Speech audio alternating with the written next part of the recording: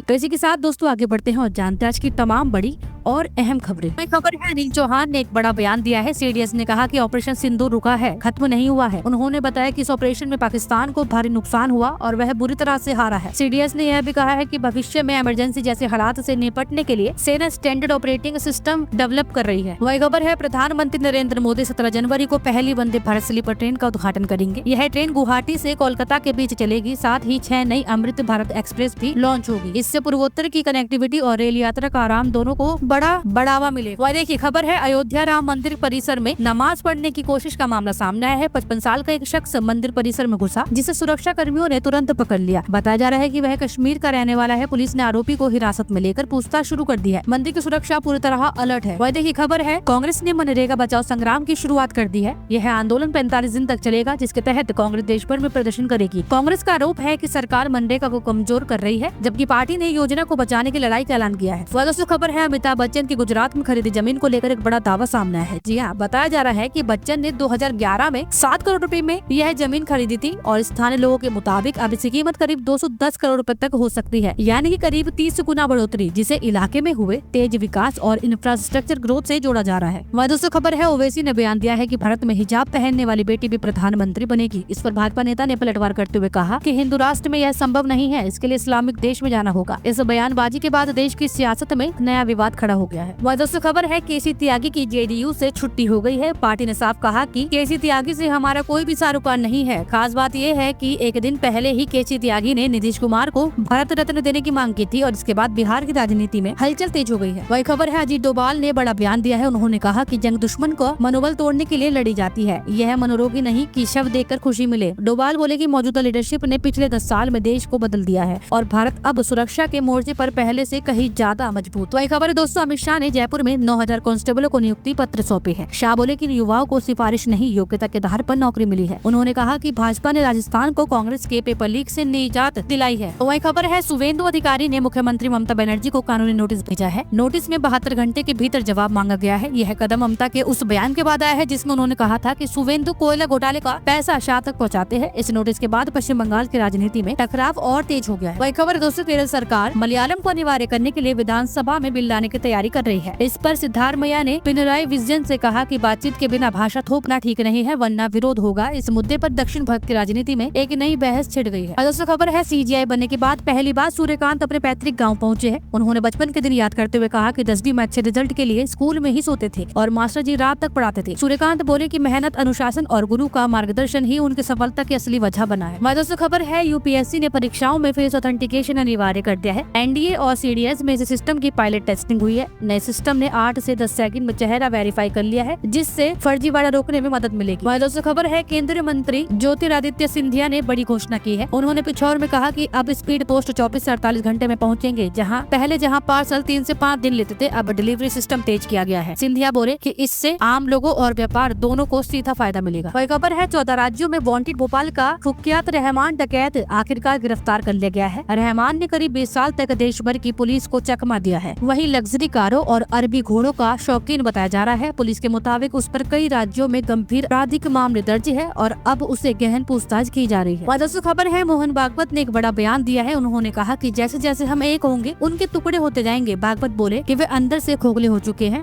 और दुनिया भर में लगातार हार रहे हैं। उन्होंने एकजुटता पर जोर देते हुए कहा कि देश की ताकत हमारी एकता में है। दोस्तों खबर है मुकेश अंबानी ने एक बड़ा ऐलान किया है। रिलायंस जियो अपना नया एआई प्लेटफॉर्म लॉन्च करेगी। इसके लिए गुजरात में करीब 7 लाख करोड़ रुपए का निवेश होगा। साथ ही जामनगर में देश का सबसे बड़ा एआई डेटा सेंटर बनाया जाएगा। इससे टेक्नोलॉजी और नौकरियां दोनों को फायदा मिलेगा। वहीं दोस्तों खबर है अब एआई ऑफिस के काम में इंसानों से आगे निकल सकता है। ओपन एआई एक नया एआई मॉडल बना रही है जो असली ऑफिस के काम से ही ट्रेंड किया जा रहा है। इस एआई से काम तेज होगा, लेकिन कई नौकरियों पर खतरा भी बढ़ सकता है, यानी कि आने वाले समय में ऑफिस का तरीका पूरी तरह से बदल सकता है। वहीं दोस्तों खबर है इंस्टाग्राम के करीब 2.25 करोड़ यूजर्स का डेटा लीक होने की खबर है। जी हाँ, फोन नंबर और ईमेल डार्क वेब पर भेजे जा रहे हैं। भारत में यूजर सबसे ज्यादा है, इसीलिए खतरा खतरा भी ज्यादा है। बचाव के लिए पासवर्ड बदले, 2 फैक्टर ऑन करे और किसी भी संदिग्ध लिंक पर क्लिक ना करे। वही खबर है एक्स के AI टूल ग्रोक को लेकर एक बड़ा दावा सामने आया है। अब ग्रोक से अश्लील तस्वीरें नहीं बनेगी। एक्स ने अपनी गलती मानी और 3500 से भी ज्यादा कंटेंट हटाए हैं। साथ ही 600 से अधिक अकाउंट डिलीट किए गए हैं। कंपनी का कहना है कि अब AI पर सख्त कंट्रोल रहेगा। वही खबर है क्रिप्टो पर सरकार ने सख्ती बढ़ा दी है। जी हाँ, अब भारत में क्रिप्टो करेंसी एक्सचेंज से जुड़ने वाले नए यूजर्स के लिए जियो टैगिंग जरूरी होगी। मतलब कि यूजर्स की लोकेशन और पहचान साफ तौर पर पता चलेगी। इसका मकसद फ्रॉड, मनी लॉन्ड्रिंग और गलत इस्तेमाल रोकना है। वही खबर है गोवा का जादू फिर से पर्यटकों पर छा गया है। साल 2025 में गोवा में रिकॉर्ड संख्या में टूरिस्ट पहुंचे हैं। देशी ही नहीं विदेशी पर्यटकों की संख्या भी तेजी से बढ़ी है। बीच पार्टी और मौसम ने गोवा को फिर से भारत का टॉप टूरिस्ट डेस्टिनेशन बना दिया है। वही खबर है सांभा, राजौरी और पुंछ में 5 पाकिस्तानी ड्रोन देखे गए हैं। घुसपैठ की आशंका के बाद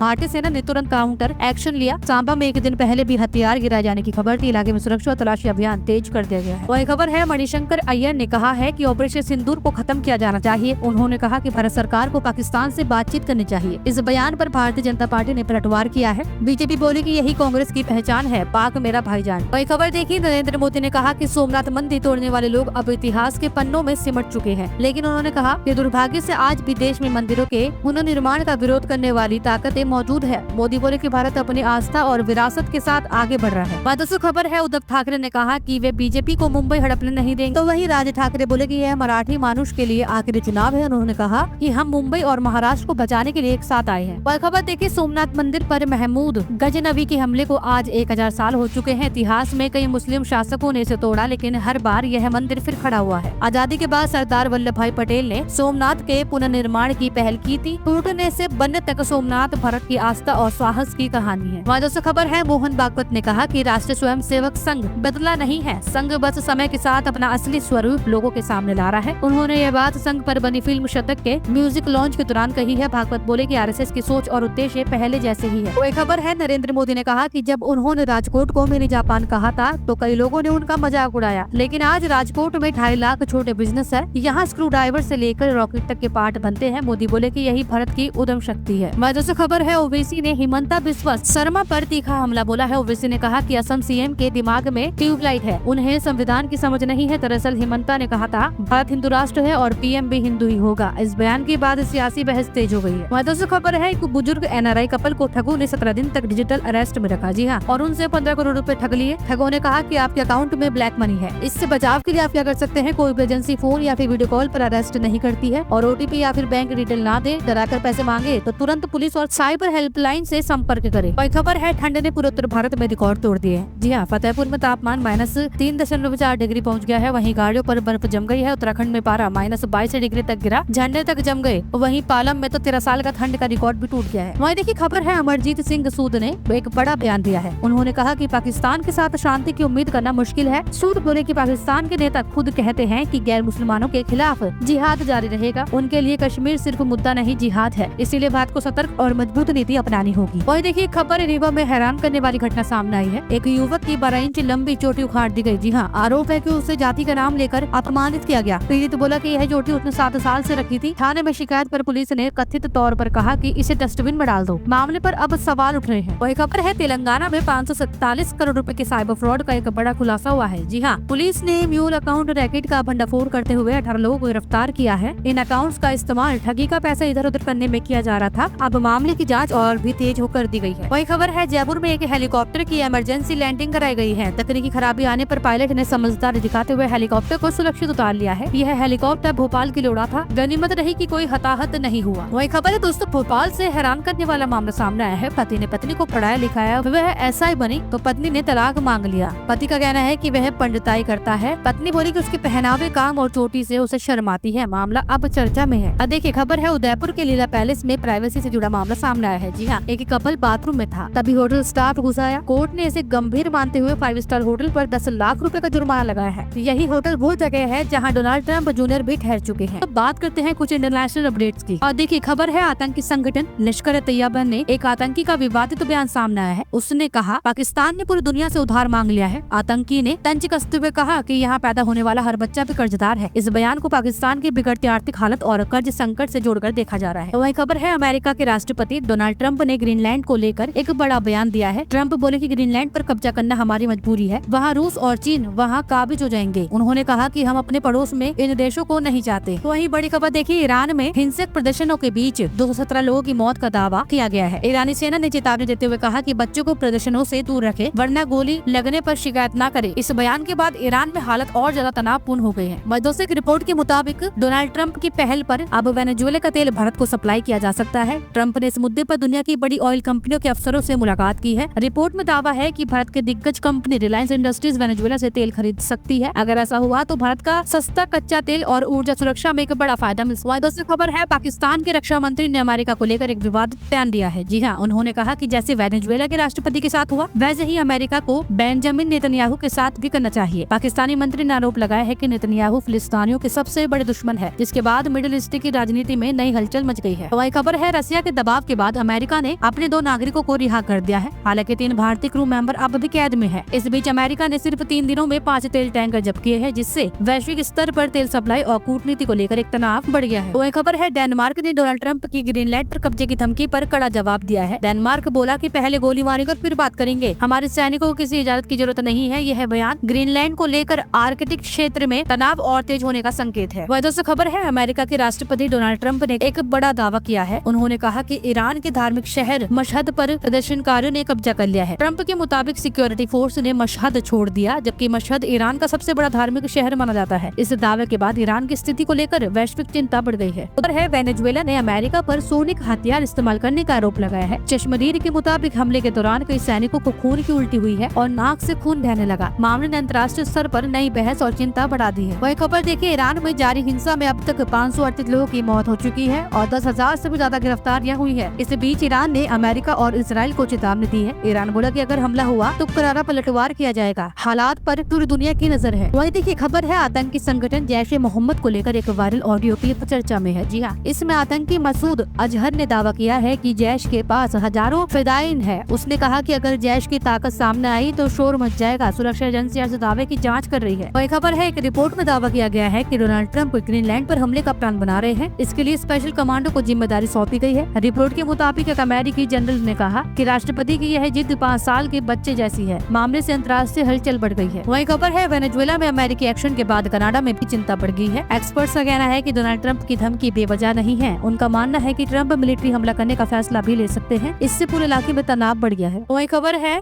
अमेरिका ने सीरिया में ISIS के ठिकानों पर एयर स्ट्राइक की है। यह कार्रवाई अमेरिकी सैनिकों की मौत के बाद जवाबी कदम के तौर पर की गई है। हमले के बाद इलाके में सुरक्षा और तनाव दोनों बढ़ गए हैं। वही खबर है, अमेरिकी सुप्रीम कोर्ट 14 जनवरी को ट्रंप के टैरिफ की कानूनी वैधता पर फैसला सुनाएगा। खबर है, बांग्लादेश में 11 पार्टियों का गठबंधन मुमकिन। इनमें शेख हसीना के तख्तापलट में शामिल छात्रों की भी पार्टी है। वही खबर है, नोबेल इंस्टीट्यूट बोला कि ट्रंप को अपने नोबेल शांति पुरस्कार ट्रांसफर नहीं कर सकती मचाडो। दोस्तों ये थी आज की सभी महत्वपूर्ण खबरें। जुड़े रहिएगा हमारे साथ, क्योंकि हम आप तक हर महत्वपूर्ण अपडेट को सबसे पहले पहुंचाते हैं। अगर आपको ये वीडियो जानकारीपूर्ण लगी हो तो इसे लाइक और शेयर जरूर करें। और हाँ, ऐसी ही बड़ी खबरों और एक्सक्लूसिव रिपोर्ट्स लिए हमारे चैनल को सब्सक्राइब करना मत भूलेगा। तो मिलते हैं अगली वीडियो में नई खबरें और नई जानकारियों के साथ। तब तक के लिए जय हिंद, वंदे मातरम।